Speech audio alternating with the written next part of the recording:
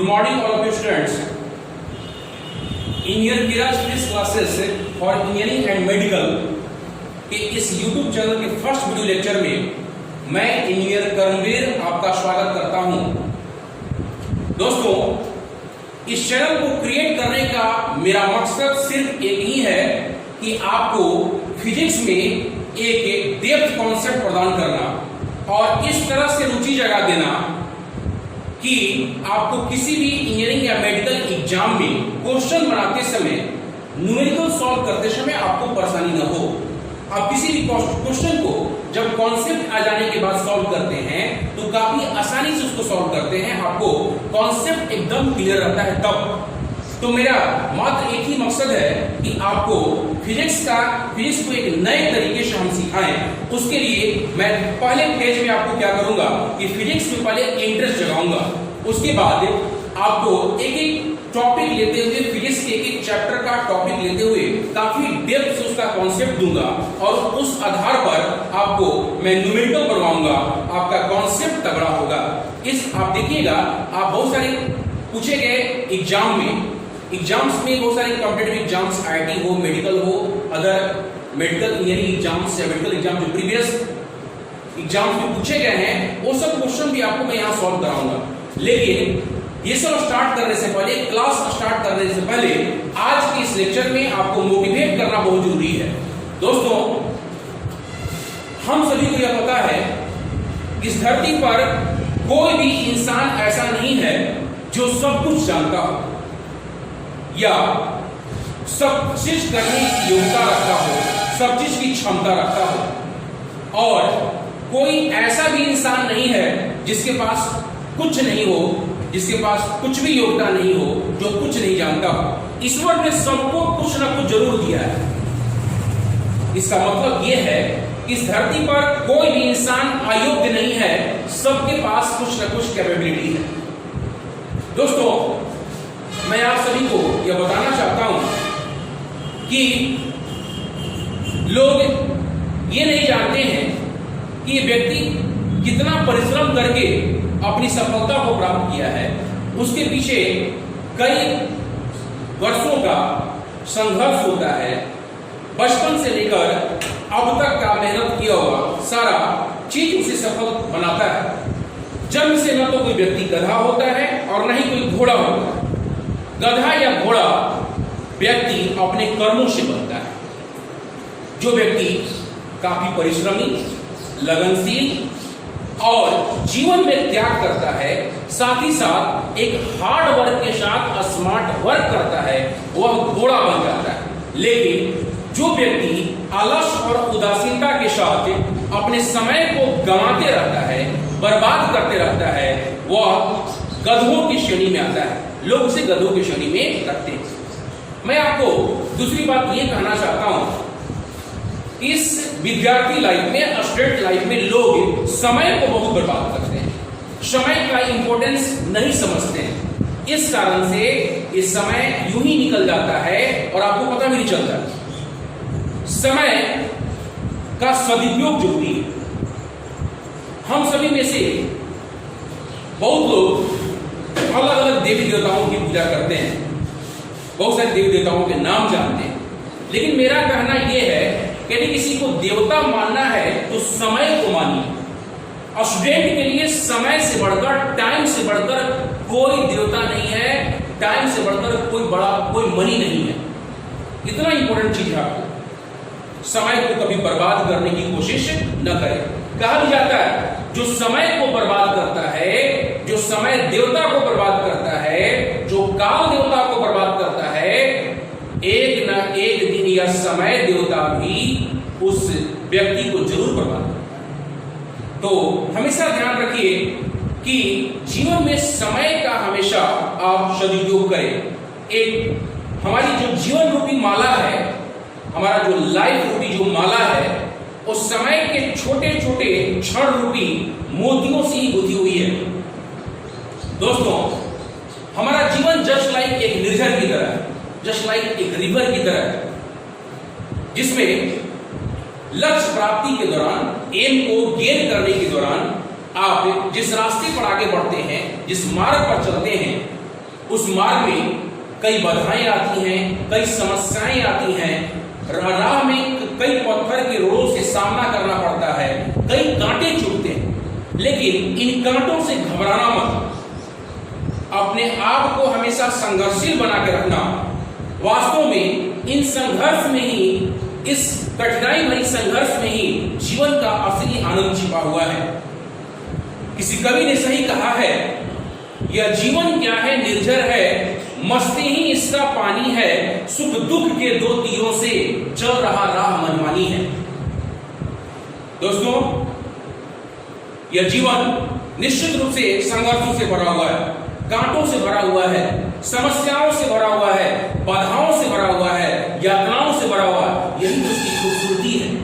ईश्वर ने इतनी शक्ति सभी व्यक्ति को दी है कि इन कांटों पर चलते हुए, इन समस्याओं को झेलते हुए, इन कठिनाइयों का सामना करते हुए, बिना टूटे, बिना बिखरे, बिना हिम्मत हारे, बिना निराश हुए अपने लक्ष्य तक पहुंच सकता है। कहते हैं, पत्थर जो चोट खाकर टूट गया, पत्थर जो चोट खाकर टूट गया, वह कंकड़ बन जाता है। पत्थर जो चोट खाकर टूट गया, वह कंकड़ बन जाता है, परंतु पत्थर जो चोट खाकर सह गया, वह संकर बन जाता है। दोस्तों, आप सभी को पता है कि एक पत्थर का जब शंकर का एक प्रतिमा बनानी होती है, एक शंकर का रूप देना होता है, तो उस पर भी हथौड़ों के 1000 चोटें मारनी पड़ती है, तब जाके वह पत्थर, एक कुरूप पत्थर, एक सुंदर मूर्ति का रूप, एक सुंदर शंकर का रूप धारण करता है। सोना तो पता है आप लोगों को, गोल्ड, सोना के बारे में पता है आपको। सोने से आभूषण कैसे बनाया जाता है?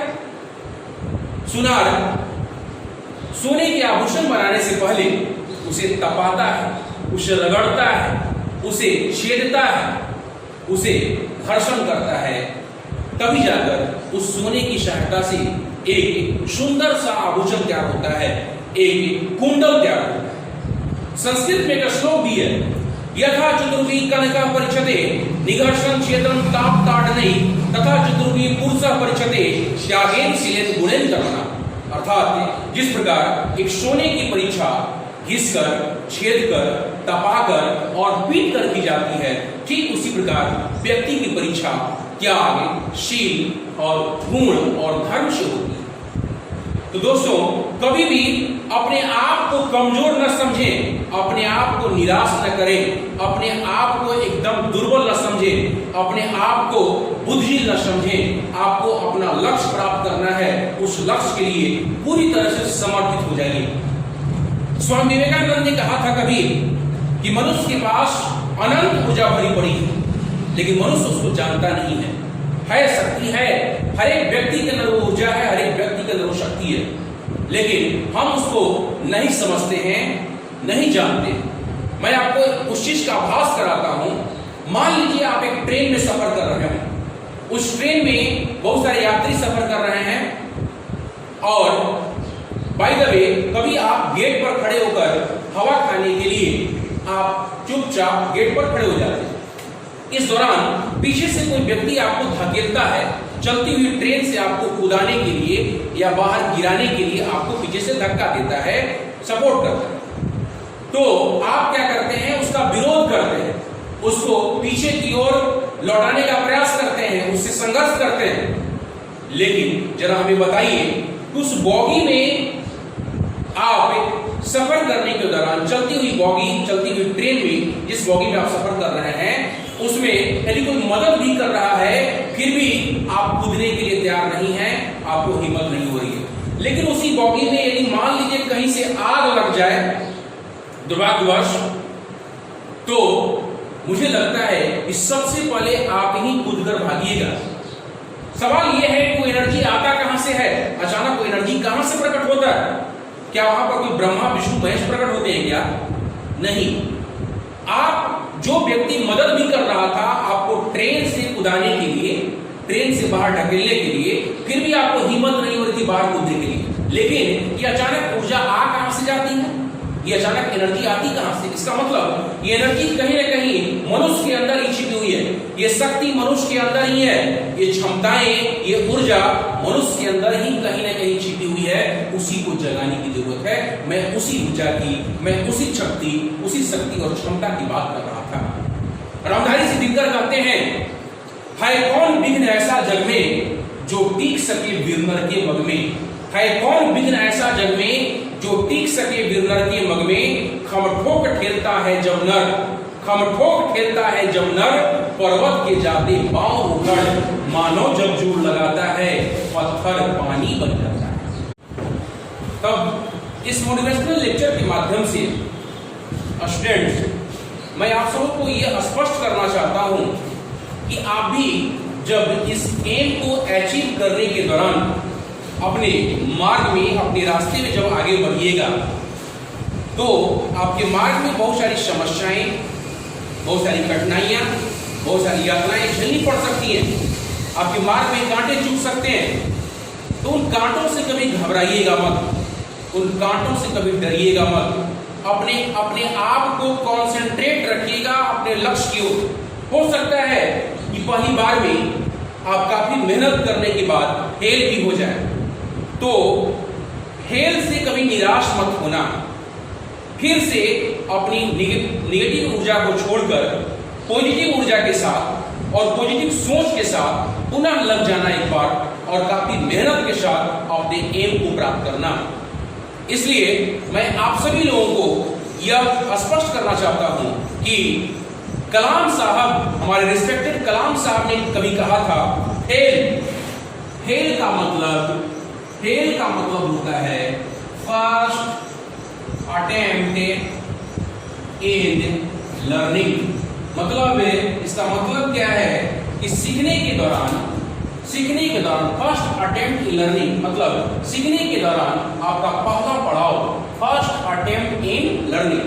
फेल का मतलब असफलता जो है, फेल जो है वो लर्निंग के दौरान आपका फर्स्ट अटेम्प्ट है, पहला पड़ाव है, पहला अटेम्प्ट है, पहला स्टेप है। इसलिए दोस्तों, मैं आप इतना मोटिवेट करना आपको जरूरी था, इसलिए मैंने आपको इस पहले क्लास में इतना मोटिवेशनल बड़ी बातें हमने की।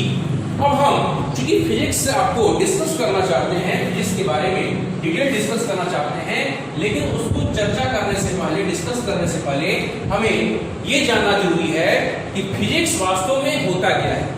पहले आप इंटरेस्ट जग जाएगा फिजिक्स के प्रति, आपको फिजिक्स के एक चैप्टर या फिजिक्स के एक टॉपिक पढ़ने में भी आपको मजा आएगा। हम लोग पहले जानते हैं कि फिजिक्स वास्तव में है क्या, व्हाट इज फिजिक्स। फिजिक्स के बारे में जानते हैं, देखिए आपको काफी मजा आएगा फिजिक्स के बारे में जानने से। देखिए, आपसे ये पूछा जाए कि आपके आसपास क्या है, तो आप जानते हैं कि आपके आसपास हवा है, जरूर एयर है। आपके आसपास कहीं वाटर का सोर्सेज भी मिल जाएगा, आपके आसपास सॉइल मिल जाएगी, ठीक है। तो ये सभी क्या है? ये सभी नेचर है। आपके आसपास बेंच है, आपके आसपास टेबल है, आपके आसपास मैं हूं, आपके आसपास बहुत सारे ऑब्जेक्ट्स भी हैं। ये सभी वास्तव में डायरेक्टली या इनडायरेक्टली नेचर का ही पार्ट है। अच्छा, दूसरी बात, आपके आसपास बहुत सारे नेचुरल फेनोमेनन हो रहे हैं। आप सुबह में उठते हैं, आप सनराइज देखते हैं, नेचुरल फेनोमेनन। अच्छा, आप शाम में देखते हैं सनसेट, नेचुरल फेनोमेनन। आप रोज धूप निकलते हुए, सनलाइट निकलते हुए देखते होंगे, नेचुरल फेनोमेनन। कभी कभी क्लाउड फॉर्मेशन देखते होंगे आप, क्लाउड का साउंड सुनते हैं, नेचुरल फेनोमेनन। बिजली चमकते हुए देखते हैं आप, नेचुरल फेनोमेनन।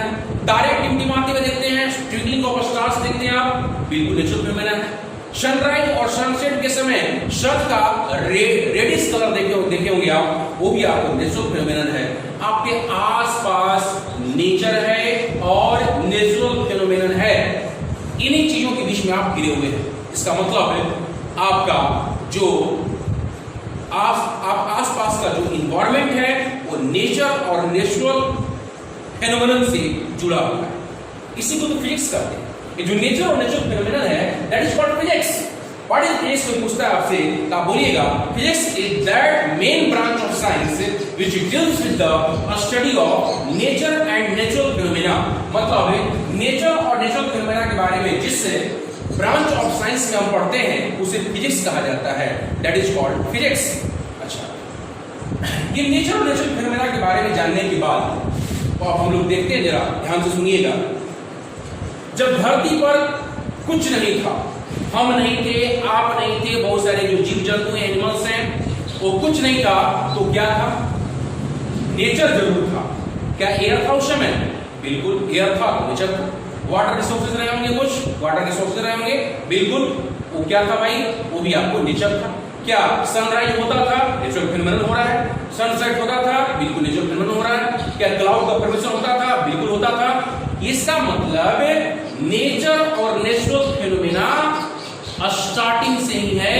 जब इस धरती पर मानव भी नहीं आया था, उस समय भी, जब ह्यूमन बीइंग भी जब नहीं आया था, उस समय से आपको ये नेचर और नेचुरल फिनोमेनन है। तो इसका मतलब फिजिक्स उसी समय से है। सबसे पुराना साइंस, सबसे इनिशियल साइंस यदि कहा जाए तो आप फिजिक्स को कह सकते हैं। सबसे इनिशियल साइंस आपको फिजिक्स है। और सबसे इनिशियल देवता कौन है? हमारे हिंदू धर्म में इनिशियल देवता के रूप में शंकर भगवान को लोग ट्रीट करते हैं, शंकर भगवान को लोग जानते हैं। मतलब शिव, एक तरफ देखिए जरा ध्यान से, आदि देव हम लिख रहे हैं। मतलब इनिशियल, जो इनिशियल देवता थे हमारे, इनिशियल गॉड थे, जो भी को नाम दीजिए, इनिशियल गॉड, ठीक है, हमारे ये कौन है? शिव है। देखिए हिंदी के एक शब्द से आपको मैं फिजिक्स को समझाता हूं, इससे आपको एक फिजिक्स की और परिभाषा निकलेगी और ये जीवन भर आपको याद भी रहेगा। देखिए ध्यान से, मैं बस इंटरेस्ट जगाने के लिए चीज बता रहा हूं। ऐसा नहीं कि फिजिक्स में आपको शिव भगवान या शंकर जी के बारे में आपको पढ़ना है, ऐसा कुछ नहीं है। बस आपको मैं समझाने के लिए बोल रहा हूं। मैं आदि विज्ञान लिख रहा हूं इधर। आदि का मतलब होता है प्रारंभिक, मतलब initial science, that is physics. Initial science के रूप में हम लोग फिजिक्स को देखते हैं। फिजिक्स कहिए या भौतिक कहिए, जो भी कहिए। देखिए कितना रिलेशन इसका, गहरा रिलेशन इसका। शिव में देखिए जरा, शिव में दो चीजें हैं। एक ये हर्ष इकार है, मतलब ई, इसको हम कैपिटल ई से डिनोट कर रहे हैं, और प्लस बच जो गया वो है 100। ई को हम लोग ये इसी को एनर्जी करते हैं, और ये 100 का मतलब होता है मुर्दा, अर्थात मैटर। आप अपने आसपास पूरे यूनिवर्स में नजर घुमा के देख लीजिए, आपको दो ही चीजें दिखाई देंगी। एक नेचर और दूसरा नेचुरल फिनोमेना। ठीक उसी प्रकार आपको एनर्जी और मैटर के सिवा तीसरा चीज आपको नहीं पता चलेगा, नहीं जानकारी मिलेगी आपको, क्योंकि इसके अलावा तीसरा चीज है ही नहीं। पूरे यूनिवर्स में एनर्जी और मैटर के अलावा और इन दोनों के इंटरेक्शन के अलावा तीसरा चीज आपको नहीं मिलेगा। मतलब या तो एनर्जी मिलेगा पूरे यूनिवर्स में, या मैटर मिलेगा, या फिर इन दोनों का इंटरेक्शन मिलेगा। एनर्जी, मैटर या इंटरेक्शन। जरा इसको देखिए ध्यान से। इस हम जो इनिशियल गॉड के बारे में जो बात कर रहे थे, एनर्जी और मैटर, हम फिजिक्स में क्या करते हैं, इसी एनर्जी और मैटर के बारे में हम लोग डिस्कस करते हैं। तो हम लोग कह सकते हैं, फिजिक्स का सेकंड डेफिनेशन बता सकते हैं कि physics is that main branch of science which deals with the study of energy और मैटर और interaction between energy and matter, that is called physics.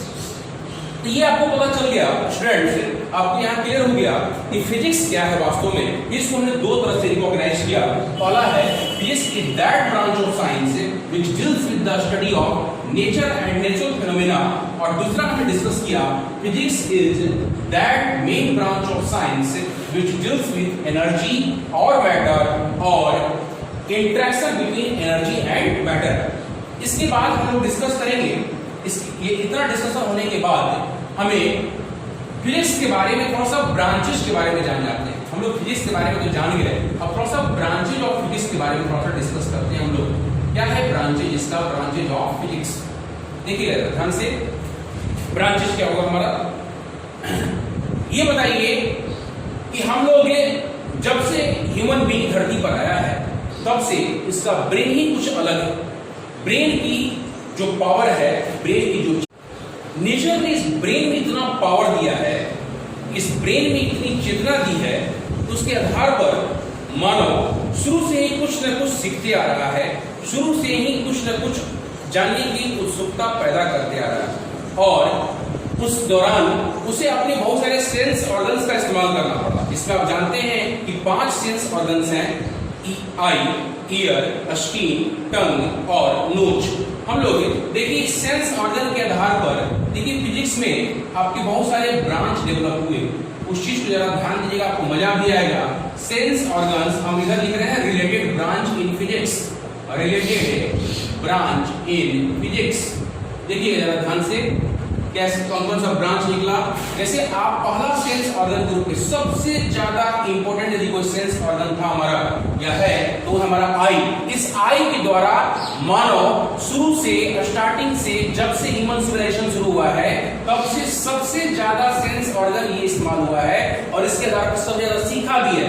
इस आई के द्वारा सबसे ज्यादा सीखा है और इसलिए हम आई को पहले लेते हैं और आई से रिलेटेड ब्रांच देखते हैं फिजिक्स में, वो है आपका ऑप्टिक्स या सिंपली आप इसको लाइट कह देते हैं।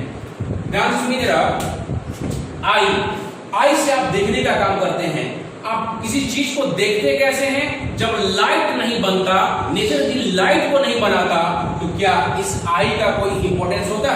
आपको बड़ी बड़ी आंखें मिल जाती, सुंदर सुंदर आंखें मिल जाती और नेचर लाइट बनाना भूल जाता तो बेचारा ये आई भी शर्मा जाता कि हमको क्यों बनाया गया जब ये लाइट ही नहीं है। तो इसका मतलब आई का इंपॉर्टेंस तभी है जब लाइट है और लाइट बनाता और मानव का, ह्यूमन का आई बनाना भूल जाता तो ये लाइट भी बेचारा शर्मा जाता कि मुझे क्यों बनाया गया। तो लाइट का इंपॉर्टेंस आई के कारण है और आई का इंपॉर्टेंस लाइट के कारण है। फिजिक्स में आई से रिलेटेड जो ब्रांच डेवलप हुआ वो है, उसका नाम है ऑप्टिक्स या सिंपली आप उसको लाइट कहते हैं। इसमें भी हम लोग देखेंगे कि आईटी मेडिकल के लिए बहुत इंपॉर्टेंट चैप्टर होगा आपका और इसमें हम लोग काफी ज्यादा डेप्थ स्टडी करेंगे, डेप्थ कॉन्सेप्ट लेंगे। आप न्यूमेरिकल बनाएंगे, आपको देखिएगा आप आईटी मेडिकल न्यूमेरिकल बहुत आसानी से बनाएंगे जब आपके पास कॉन्सेप्ट आ जाएगा। दूसरा चीज देखिए ध्यान से, दूसरा सेंस ऑर्गन इंपॉर्टेंट ऑर्गन है ईयर। ईयर से क्या करते हैं? हम सुनने का काम करते हैं। ईयर बनाता, नेचर आपका ईयर बनाता, बड़ा बड़ा ईयर देता, सुंदर सुंदर ईयर बनाता और साउंड नाम का कोई चीज नहीं होता तो बेचारा ये ईयर भी शर्मा जाता कि मुझे क्यों बनाया गया। तो ईयर का इंपॉर्टेंस तभी है जब नेचर में साउंड है। हम लोग इसको एकॉस्टिक्स भी बोलते हैं या सिंपली साउंड कह देते हैं। जिसमें एक ब्रांच डेवलप हुआ ईयर से रिलेटेड, एकॉस्टिक्स या साउंड। नेचर साउंड बनाता और ईयर बनाना भूल जाता तो बेचारा साउंड भी शर्मा जाता मुझे क्यों बनाया गया है। इसका मतलब ये दोनों एक दूसरे के चलते इंपॉर्टेंस है और इससे इसका रिलेटेड ये ब्रांच है। तीसरा चीज हम लोग देखते हैं स्किन को। स्किन को जरा ध्यान से देखिए, ये भी हमारा सेंस ऑर्गन है स्किन। ये स्किन क्या कराता है आपको? इस स्किन से गर्मी या ठंडेपन का, हॉटनेस या कोल्डनेस का आप अनुभव करते हैं। आप गर्मी के मौसम में छत पर जाते हैं, ठंडी ठंडी हवा चलती है तो आप कहते हैं हाँ मजा आ गया। मजा कैसे कौन दिलाता है भाई? ये स्किन दिलाता है आपको मजा, ठीक है।